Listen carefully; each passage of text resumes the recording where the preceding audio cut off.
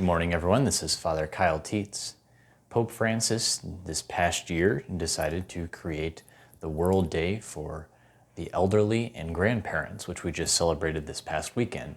And because it lines up so closely with the saints we celebrate today, Saints Joachim and Anne, who tradition holds are the parents of Mary, the Blessed Virgin Mary. Now we know a lot in the scriptures about the line of Joseph, the adopted father of Jesus. We hear two different genealogies in the Gospels leading back to figures like David, Abraham, and even Adam, all the way back to Adam. But we don't hear much about Mary. She comes from a more humble genealogy, a quieter genealogy. And I think there's something to learn from Joachim and Anne today when we hear from how they, in their quietness and wisdom and teaching, raised and formed Mary, who eventually gave birth to Jesus Christ. And there's a beautiful image for this at the National Shrine in Washington, D.C. There is an image of Saint Anne, the mother of Mary, teaching young Mary, instructing her in the ways of the scriptures. And the scriptures are open to a passage from Isaiah, a prophecy that says, "The virgin shall conceive and bear a son."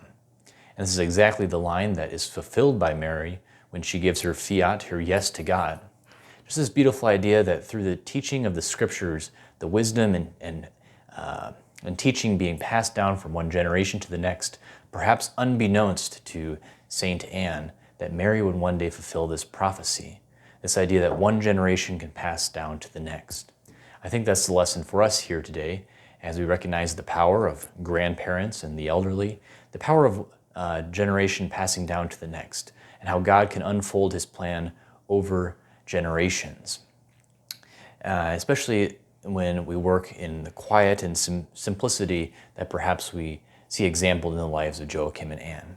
So our encouragement today is to take heart that God can unfold his plan through our humbleness, through our teaching and passing on across the generations, just as he unfolded the plan beginning with St. Joachim and Anne, continuing down to Mary, and continuing on to Jesus Christ.